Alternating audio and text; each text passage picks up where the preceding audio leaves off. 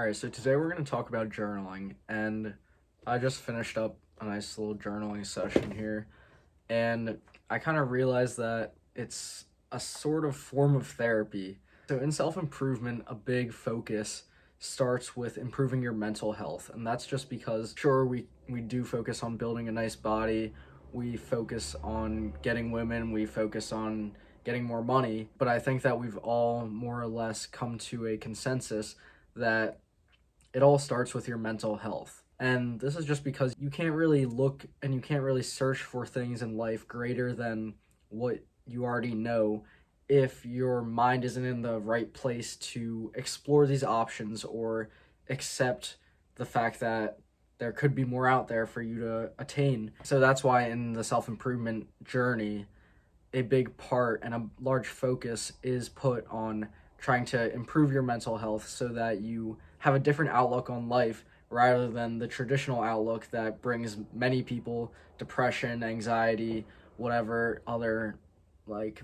poor mental health side effects there are. That's step one, is trying to improve your mental health, or even some people have referred to it as step zero, is improving your mental health before you can go into the other avenues of trying to build a nice body, trying to get women, try to get more money. So in dealing with problems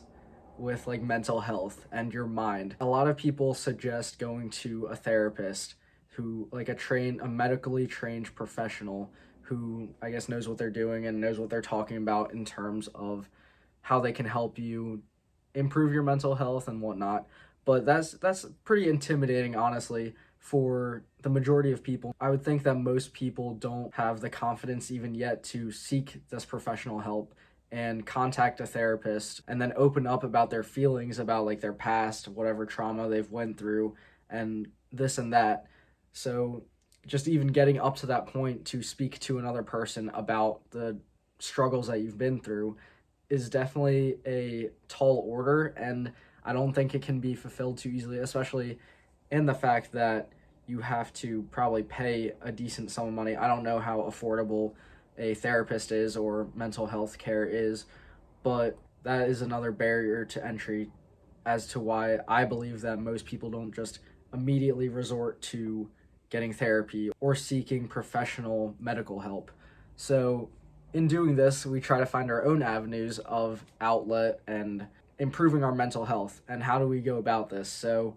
a couple different ways we could do that is by having if we have a trusted group of friends, or if we're really close with our family, having other people outside of ourselves to talk to and that we're comfortable opening up with, rather than like a random therapist that we just paid $500 for. That I think is one of the best ways to go about improving your mental health, is by having a trusted group of people or friends or siblings or parents that you can again trust in order to open up to about and kind of talk them through your thought process and the struggles or whatever problems you're dealing with in life that's making you feel like depressed or anxious. So I personally think that's a great method of trying to improve your own mental health, but the only limiting factor there is that it assumes that you have a good support network and a good group of people behind you that are willing to hear out your problems. And on the other hand, they have to have good mental health themselves in order for them to be able to help you. Because why would you want to take advice about improving your mental health from somebody who also has shitty mental health and is also depressed, right? That doesn't make too much sense. In that pursuit of trying to find something else, we can also look within. This is a little bit more difficult of a way to go about things because if you're trying to do it yourself, then that could also lead to a lot of like overthinking and anxiety if you just have all these random thoughts bouncing around in your head trying to solve whatever mental health problems you're going through. So in order to remove that like brain fog, we can take these thoughts and put them on a piece of paper. So that's why I am a big fan of journaling. Along with, I do like talking to my friends about mental health and opening up to them about whatever issues I'm having at the time. But there's also a different level of openness that you can have with yourself and realness with yourself, because you don't really have to put up a fake persona of like, if you want your friends to still view you in the same light after you open up about certain things to them. So that's why if you're journaling, you're more or less having conversation with yourself, trying to improve your mental health, and then you can be truly unfiltered and you don't have to hold back on any of the things. Like, you don't have to make up any excuses for why you didn't do things, because you can just be honest with yourself and say, hey,